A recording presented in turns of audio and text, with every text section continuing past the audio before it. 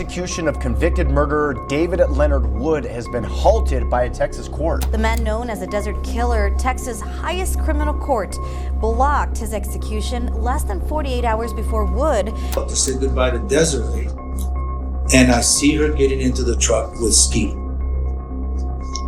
And then they take off. And so that's the last time I saw him. This is David Wood, also known as the Desert Killer, and his past is just as chilling as the crimes he's tied to. From alleged cases like indecent exposure and sexual harassment of a child at 19 to the brutal murders of young women in the El Paso desert, this is one of the most haunting stories in human history.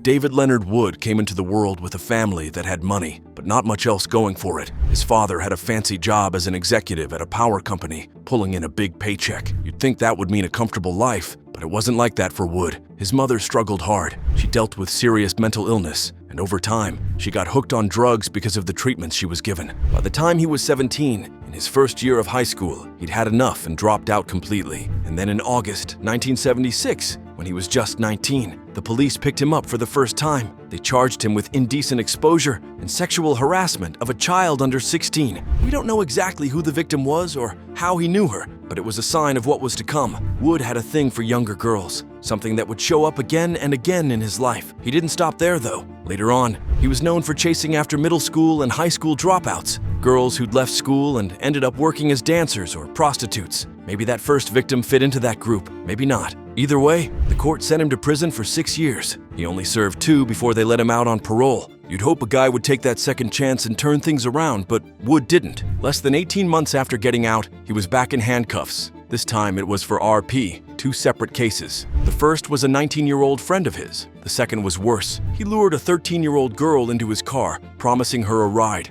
Instead, he took her to a park and attacked her. That crime stuck with people because it sounded a lot like what the El Paso serial killer would do later on. The trial didn't take long. The jury found him guilty on both charges and gave him 2 20-year sentences. They'd run at the same time, so it wasn't as bad as it could have been. Still, it was a big chunk of time behind bars. Prison didn't seem to faze Wood much. While he was locked up, he got into motorcycle clubs, hanging out with guys who shared that interest. After 6 years, the parole board decided he'd been good enough inside and let him out early. Looking back, that might have been a mistake. Whatever good behavior he showed in prison didn't last once he was free. On January 14th, 1987, Wood walked out of prison and went right back to his old ways, chasing young girls and living a wild life. He joined up with motorcycle clubs in El Paso and kept himself going with odd jobs. People who knew him said he wasn't bad looking. With his tattoos, his prison stories, and that tough guy vibe from riding motorcycles, he had no trouble getting attention from women. Chasing girls became his favorite thing to do, even more than hanging out at the strip clubs and topless bars he loved so much. But then things took a dark turn. Just 1 month after his release, girls started disappearing. The first was Marjorie Knox, a 14-year-old who vanished on February 14th,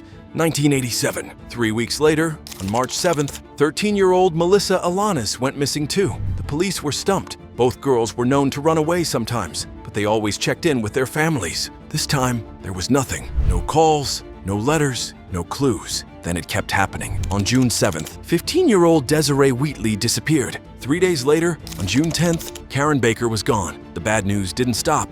On June 28th, 19-year-old Cheryl Vasquez Dismukes vanished. A week after that, on July 3rd, Angela Frausto disappeared. Then Maria Cascio went missing on August 19th. After Dawn Smith vanished on August 28th, 1987, the police had a growing list of missing girls and no real answers. 8 young women have gone in just 6 months. Families were frantic, but the police were stuck. They found Maria Caccio's car the day after she disappeared, abandoned with no hints about where she went. But then Karen Baker's family said he used to give her rides on his motorcycle. Cheryl Vasquez Dismukes' people remembered him, hanging around the same convenience store where she was last seen. Dawn Smith and Maria Caccio's friends said they knew him too. Desiree Wheatley's family spotted a tattooed guy who looked a lot like Wood talking to her, not long before she went missing. Angela Frausto had even taken a motorcycle ride with a biker friend the day she disappeared. It wasn't hard proof, but it was enough to make the police look twice. 5 of the 8 girls had some tie to Wood. That's not something you can just shrug off. When the police questioned him,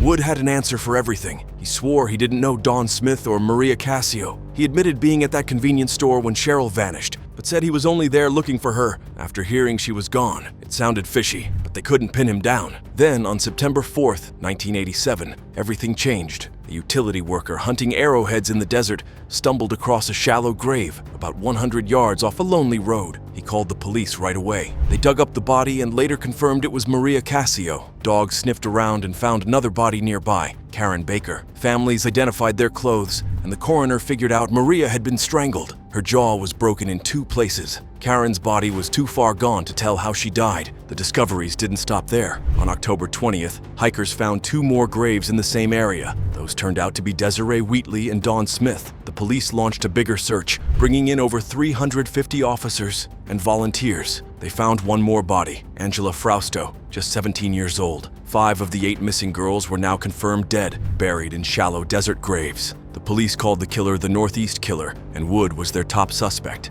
But they needed more than suspicions to lock him up. 2 weeks after those first bodies turned up, a woman named Judith Kelling Brown came forward with a story that shook things loose. She said back in late June or early July, a white guy about her age picked her up in his truck after she asked for a ride home. He seemed friendly at first, but then he drove to an apartment complex, saying he had to talk to someone. When he came back, she saw a rope hanging out of his pocket. He kept driving past her house, claiming they needed to grab some cocaine stashed in the desert. Out there, he tied her to the front of his truck with a gag in her mouth. She watched him pull out a reddish-brown tarp and a shovel and start digging a hole 10 or 15 feet away. Before he could finish, he thought he heard voices, panicked, and shoved her back in the truck. He drove to another spot, tied her to a bush, and raped her on that same tarp. When Brown finally talked, she described one of the spots perfectly. It matched the second dump site where the bodies were found. The police showed her a photo lineup, and she picked Wood out without hesitation. That was the break they needed. They arrested him in late October 1987 for kidnapping and R.Ping Brown. They knew they could nail him for that, but they wanted him for the murders too.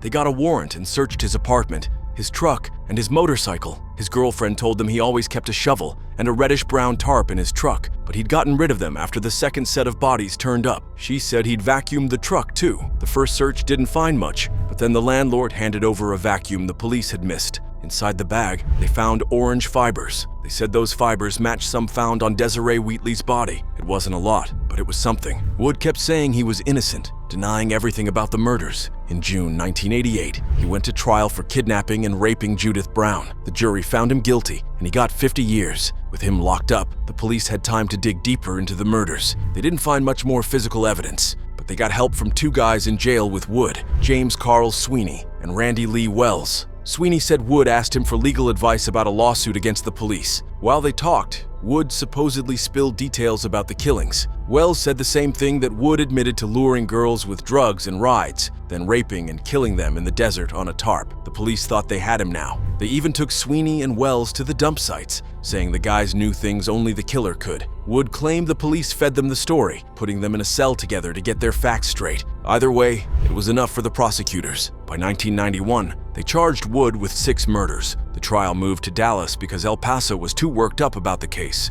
Court found him guilty in 1993 and sentenced him to death. That wasn't the end, though. Wood's been fighting ever since. He filed appeal after appeal, saying the fibers were grabbed illegally. The jailhouse guys were liars looking for deals, and there's no DNA tying him to the killings. One test in 2010 even showed a blood stain on a victim's clothes came from some other guy, not him. He's argued he's too mentally slow to be executed, pointing to IQ tests and his rough school days. The courts have gone back and forth, and just this week on March 28, 2025, the Texas Court of Criminal Appeals stopped his execution, set for 2 days later without saying why. So don't hesitate to comment down your thoughts on this. And while you're down there, make sure to hit that subscribe button for more upcoming updates.